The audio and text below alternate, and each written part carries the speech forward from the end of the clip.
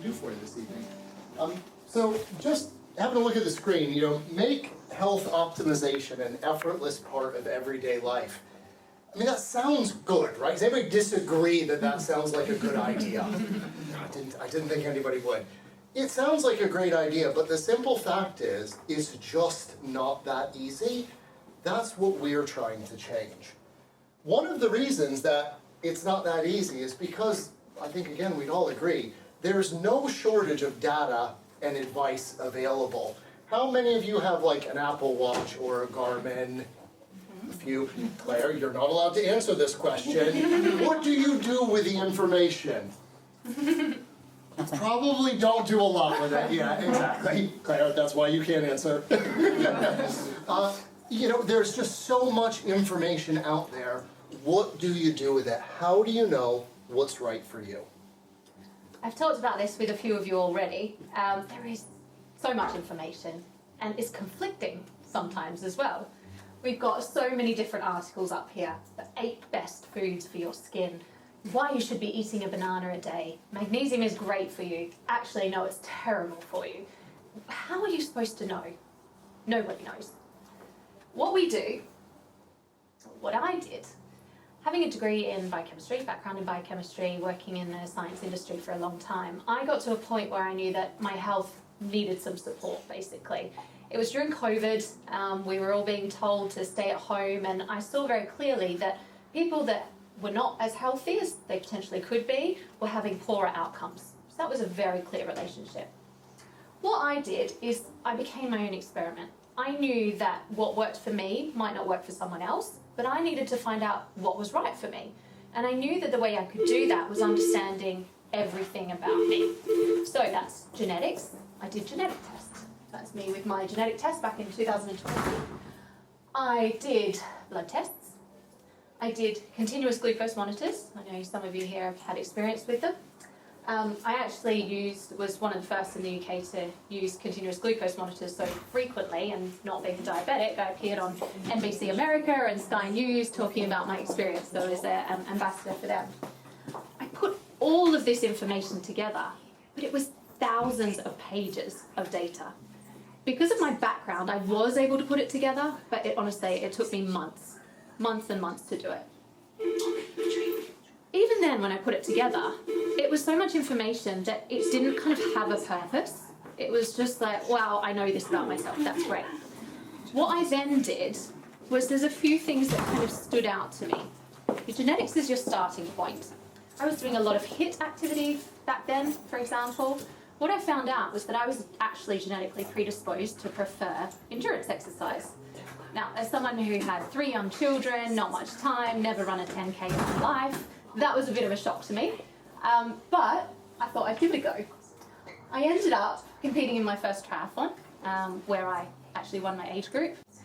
Then I channeled my data to focus on a goal of achieving qualification for the World Championships, representing Great Britain. I did actually achieve that goal 2 years later. So you can see this is me in 2024, and I'm going to Australia in October to compete for Great Britain.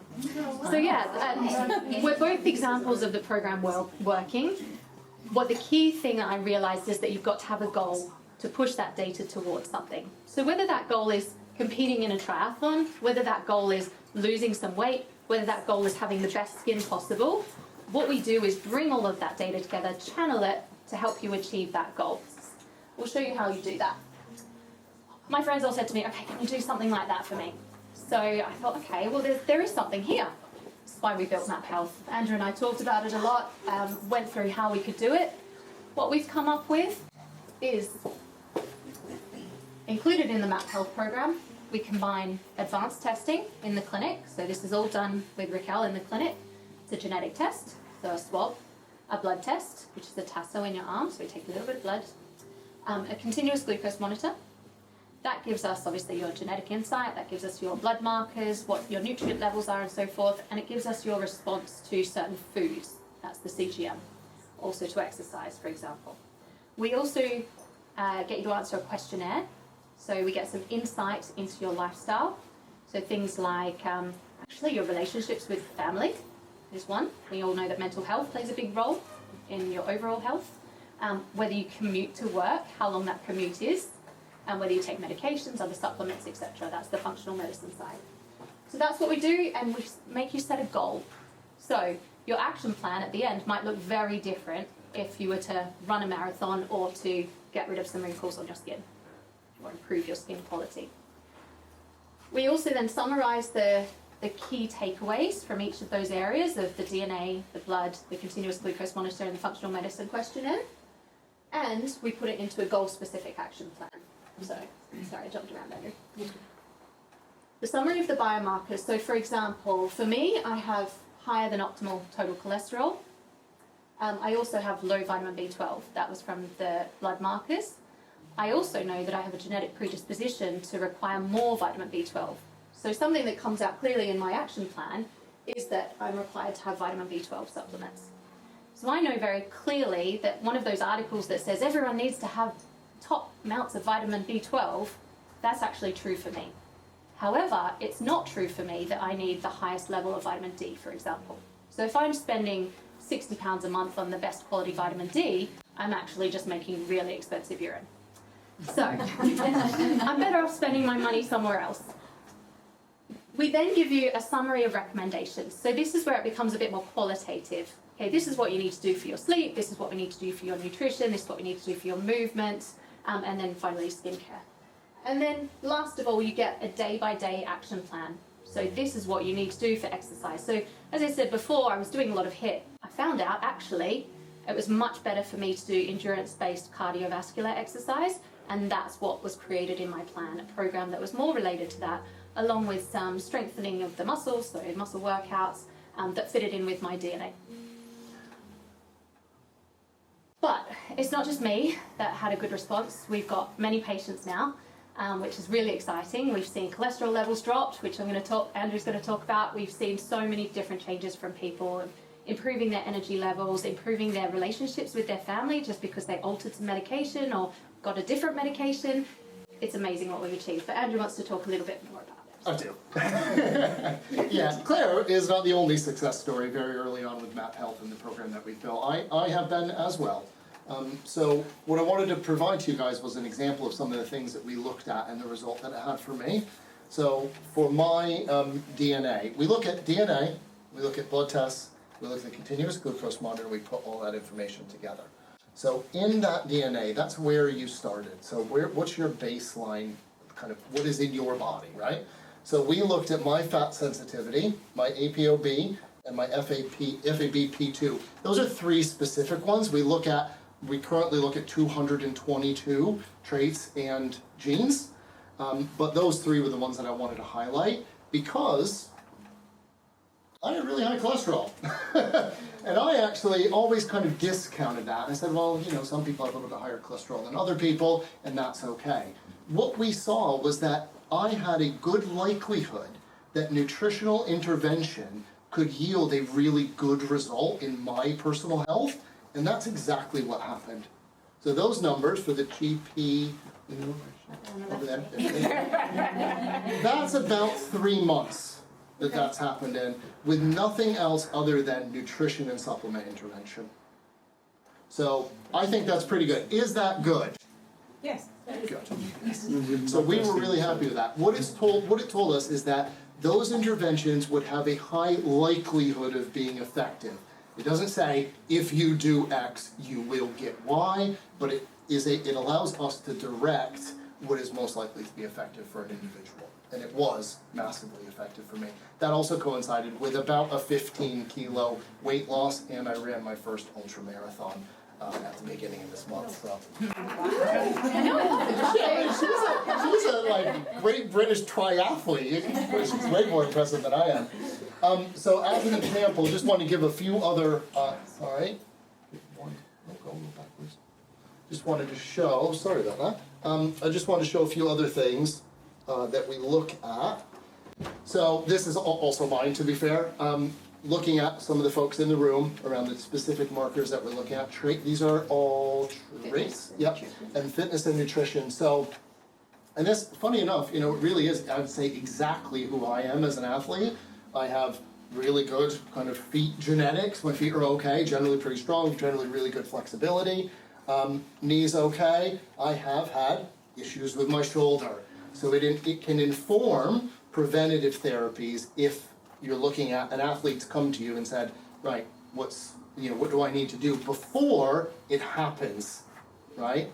Doesn't mean it is going to happen to them, but it enables us to have those kind of preventative therapies in place. And then if we look at nutrition, again, as Claire said, directing the things that are most likely to be effective for you. So I know that for me, the iron one's a big one, and not on there, but vitamin D is one for me as well. I've actually got a predisposition for an increased need for vitamin D, and I see my blood work, my vitamin D level was not optimal. I want optimal, not sufficient. So that's what we're looking for. And that helps inform some of those decisions. We prioritize those based on the patient's goal, the blood work, so where they currently are, in the context of the food that they're currently eating, and we provide an action plan that is most likely to work for that patient. And if I can add, Andrew, like this, we have 10 different reports that we can delve into, some of them 300 pages long.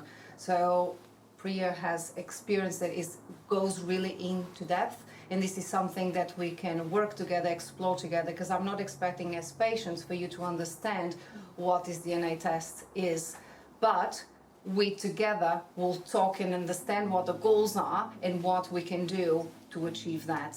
And the idea is not to tackle everything at once, because that's not possible. So that's why when you have someone like Michelle that can come and help, if you want to do a little bit more, then she can guide you through and explain how you make those changes happening a little bit quicker. But you don't have to tackle the diet, the movement, the sleep all at once, because it might be overwhelming. But if you want to, if you feel someone like me, I want it all. It's my personality, so I will crack on and do it. And one of the things that I think these guys have done amazing as well, for the ones that want to do it themselves, there are links for YouTube videos or web pages that you can do that in your own time if you wish so. If you want a little bit more guidance, I'm here, but also Michelle, if you want something even more than that. Yeah. Raquel makes a great point. I think that's an important aspect of the program. Whilst we deliver what we call the key takeaways, so what's going on in your blood, what's going on in your DNA, what's going on with your continuous glucose monitor, recommendations, so some information about what we're going to do on your action plan, and the action plan. So we put that information to the surface for you. The reports, all of the underlying information is still available. It's your information, and with experienced clinicians like Raquel, you're able to dig into that and really pull out even more detail that you may want to analyze. I always like to make this, and it's an interesting point, because we had this discussion. So when my patients came to me, when we started doing it, one of the things was we were worried not to give a list of 10 supplementation that these patients will benefit from. Having said that, someone may want to start the journey and do it at all, or you may say to me, Raquel, let's start with 2. And then we can move on. Once you are used to 2 tablets a day or whatever, spray, whatever it is, then we can build on it. The same with skincare, it's exactly the same thing, isn't it? For my patients in the room, you'll go home with a cleanser, a serum and an SPF, and then we can build and make that skincare a little bit more complex. So we have the flexibility, I would like to say, with this program to go as deep dive or as a little bit more less in depth into the program, depending on what you want as a patient as well. Exactly. What we want to do is just make everybody healthier. That's the mission for Raquel, for MAP Health. That's a really important part of our business. Yeah. And the end slide here is exactly it. Well, we've got one more with some QR codes if you want to follow us on Instagram. Stop guessing, start knowing. Get that information so you're able to make informed decisions with the things that are most likely to be beneficial to you, instead of you and Raquel with you being responsible for trial and error. You can start from a place of knowledge and then move forward. That's a really good place to start from. And what you see here on the screen, guys, is what you will, it's an app that you have on your phone, and you'll be able to access this 24/7. So if you want your bedtime stories to be, you know, how can you improve your health, that is on your phone, you know, it's very, very accessible as well. So this person is a night out, reading from their DNA, because they get to go to bed at 10:30, combined with what we saw from their continuous glucose monitor, which is they ate quite late. So we have then analysed that and made sure it go into this data to understand that they can go to bed, that's the best time for them, and this is the wake up time for them to achieve their best sleep and health optimisation. There's so many things that we kind of already know are good for us or not good for us, but it's quite easy to disregard that as well, just if you've read it somewhere or whatever. When you see it very clearly, especially on like a CGM or something like that, you see that response, it's very clear to you how it is affecting you day to day. For me, oh my God, I loved having a little bit of chocolate after dinner.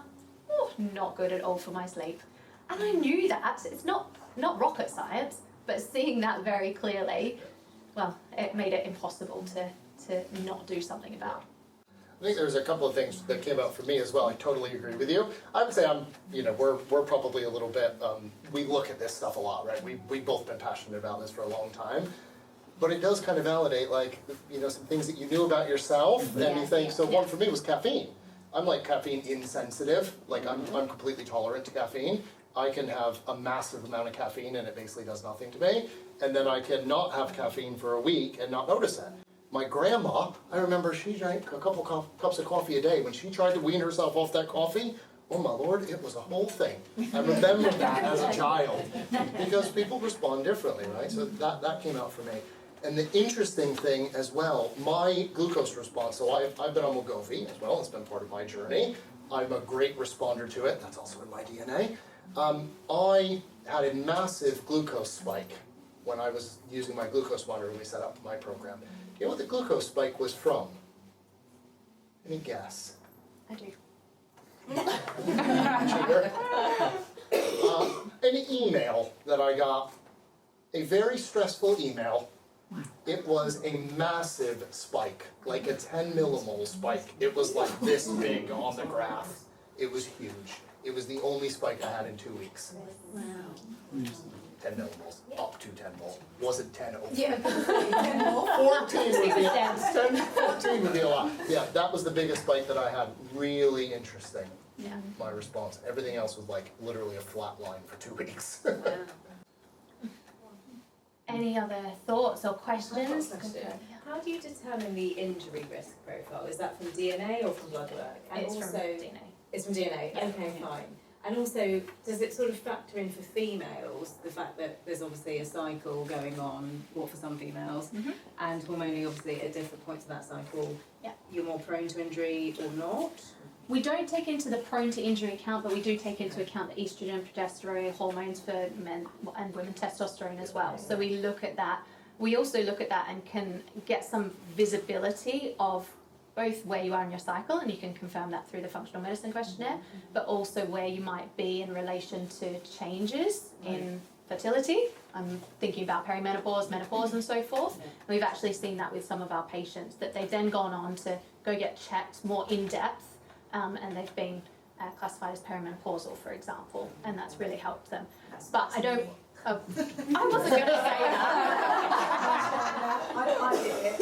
And yeah, my testosterone was like 0, and I was like, and then I was like, that could be. And then from that, I then went to have a some blood tests with the doctor, who's obviously then prompted me to do it. And yeah, apparently I've got that coming, so that's fantastic. That's great. So, actually, if I didn't take the test, I wouldn't even, it wouldn't enter my brain. So. I mean, this should be standard, really. Like, if the NHS had so much more money, it would be so sensible for everybody to have this information. Unfortunately, it doesn't, but you can kind of tell from our accents that we both live here now and have for a long time. Sorry. But I think that influence of different ways of viewing health as well, not to be derogatory to the NHS, but that different way of viewing health, a bit more preventative, a bit more forward thinking, has really informed what we see as should be standard. And that's something that we're just so passionate about and want to make sure we can get I'm out not there. British either, I have No, I think I am British. Are you British now? No, yeah, Actually, I'm We're all actually British now. Actually, I did pass my life in the UK. I think that there's an important point on this, and the reason why we've made Map Health the way that we have, which is working with clinics to deliver the program. Because, you know, a continuous glucose monitor, like, you can buy one if you want one. You can go get a DNA test. You can do blood work yourself if you wanted to, right? So we've chosen to do it this way. One, we're putting all that information together. There's nobody else literally in the world that is doing that. We are massively proud of being the first people in business to put this information together. But what we really want to do is go through the clinic, because there may be actions that you as an individual could take that you really need to work with somebody to do. And as an individual, you're home, you get your results back, and you're like, I don't know what to do with these now. Yeah. Like, Yeah. who do I call? Do I have to call someone? Yeah. You know, we put the, what we say, clinician in the loop, somebody you already know and trust, who knows you, Yeah. who is able to give you the right clinical advice if something else comes from that you may want to further investigate. And on that point, what the patient sees is slightly different to what the clinician sees, because the clinician gets certain flags that shouldn't be communicated directly to the patient, should be communicated via the HCP or the clinician. For example, like high cholesterol levels. While we might say that it's a little bit high and you could wear on it, if it was really high and it's something we needed to flag to the clinician, they then might recommend testing further, going somewhere else and just getting that sorted in the next step. No scary test though. No, because that's one of the a great point, because we're not here to diagnose. That's not the aim of the program. So if there is something on the program that I feel is out of my scope of practice, then I will refer to the GP or whoever I think will be best suitable to help that patient. A little bit about my story now. The reason why when I met Claire in October, was it October last year? I think we kind of had a little bit of a sync, because I had glucose monitors put in. I have spent quite a lot of money on going, and for my patients, they know, I traveled to New York to get this DNA testing done. I've done a Nutrigen test, which is another genetic test to find out how I work with my nutrition, a tricho test because I suffer from hair loss. I had 2 DVTs in the past. So I've always been hunting to try to get my health the best as I can, because I have a child and I want to be here for him. So when I met and I saw they were doing what I had to go and do from all over the world, literally, and they concise it and make it easy, I thought, what an amazing thing. And that's why I've been so proud and thankful to work alongside and help the program to get better and better. So one of the things that Andrew hasn't said and mentioned is we can connect our wearables to the program. If you have a Whoop, if you have a Aura, if you have a Garment, if you have an Apple Watch, all that information gets put into the program and we get even more information. And we have discussed other stuff that I know they are proactively making it better and better every day. So this is just going to get better, we're going to get more information. And yeah, I just want to say thank you, because I really want to be part of this revolution and make everyone healthier. Oh,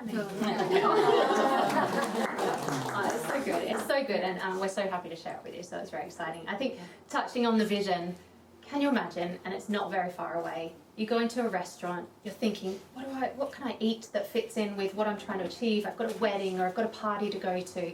What exercise should I be doing today to help me achieve that goal? We are so close to that, so it's not very far away. That's our next thing. Taking a photo of the menu, analysing exactly what it is, corresponding it to what your DNA, what your bloods, what your continuous glucose monitor has told us about you. We will tell you exactly what is the right thing for you to eat, drink, what you need to do for exercise, right there. And then that's what I'm so excited about. We're very close to that. So we'd love you to be part of the journey with us, and we use journey and map all the time, so apologies about that. But yeah, if you have any more questions, we'd love to answer them. Anyone, any questions at all? So when you just said about the food in the restaurant, would that, so if you're vegetarian or vegan, would it be, you know, obviously it might be that you should eat chicken, but if you're not vegetarian, would it then pick give up you. so it would know that you're vegetarian. Yeah. Yeah. Yeah, and we do that now. Yeah, so we provide recommendations on recipes to help you achieve the nutrient requirements, etc., to achieve your goal. And in the functional medicine questionnaire, you'll tell us if you've got a preference for salted foods, if you're vegetarian, flexitarian, we've got lots of different options, and we will incorporate that into the program. Yeah. So yeah, if you're vegetarian, we will never recommend chicken. Yeah. I don't know if you spoke about inflammation, because inflammation is a massive thing. Yeah. Absolutely. Yeah. And We have a 300 pages report on that. Yeah. So you have the testing. I know you were talking about the injury side of things, Yeah. but does it flag your inflammation? We do HSCRP. In the So blood. HSCRP is transient, right? It isn't, you weren't Yeah. inflamed necessarily every single day. It could go up and down, but that's a marker that we look at. It's the best marker that we really have currently.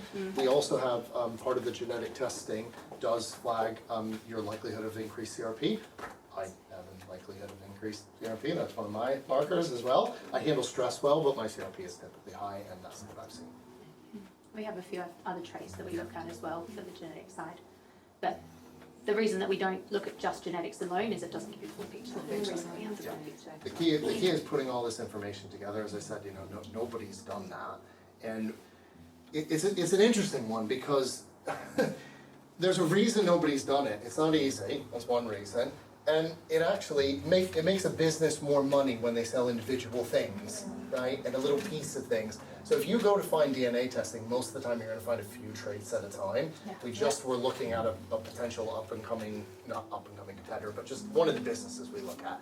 They were flagging that they test for like 50 genes, like that's 500 pounds. for 500 pounds exactly. That's the one I went That's to the New one York to do. It's just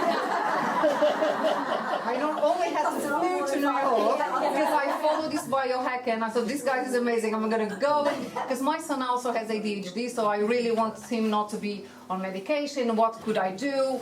That it was not the medication, so I flew to New York with my family. We all get tested. 500 pounds later, and I get a call from Map Health. Did you get lots of BA points or something? No, they told me what supplementation I should get from them. Oh, of course So, they do. yeah. Yeah.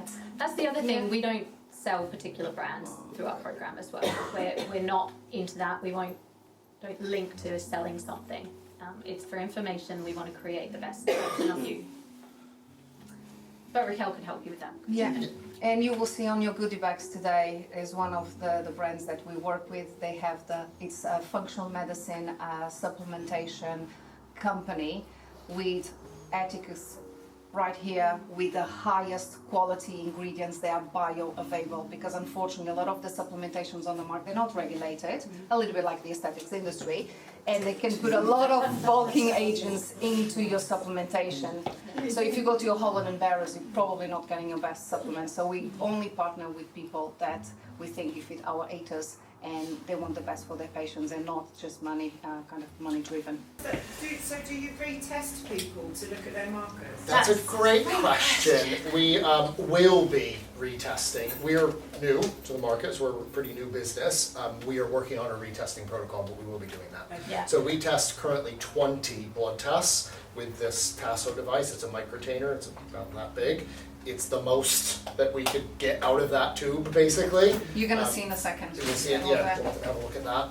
But that's one of the keys too on the subject of the retesting, what we're looking at and what other businesses are doing. We're doing the most that we possibly can. That's what we have committed to do, put the most information to get the best possible plan for each individual. But obviously once you've done DNA, you don't have to redo the swab. It's the continuous glucose monitor, which to be honest you can do too much. So it's just defining exactly what the right time frame is for our group of customers, along with the blood test as well. Whether that's 3 months or 6 months, we're kind of just working that out still. Continuous, when you say continuous, initially it's just 2 weeks, isn't it? Yes. 2 weeks, yeah. That you wear the glucose monitor. Yeah. We look at what you eat and drink and exercise, your stress for 2 weeks, and correlate that. So I'm not doing it at the right time because I'm going to be doing on a It's holiday. never a right time. This is your normal life. That's cheating. But I have done all of these tests before. This I just wanted to show you how it's done. So Andrew is going to do a demo and I'm gonna get some blood tests now in some Ready? because Yeah. I'm Should ready. we sit here then? So we're not gonna show you obviously all the whole process because that will be very boring because we have to download apps and all of that. But Andrew just gonna show you how it works because I think that's something innovative that I didn't know that was possible is you don't have to draw blood. You're gonna see how cool this device is. Always touching me the DNA. Do you want to do the blood No, first? it's fine. No, we can do the DNA. So the DNA test we use is a swab, mouth swab. So I haven't drunk for the whole day. Or eaten. Cut and swab, basically. And what I'm gonna do, tongue and the inside of my cheeks. Yeah. So Obviously, you will do that to the patients. And now it's the patients to do it themselves.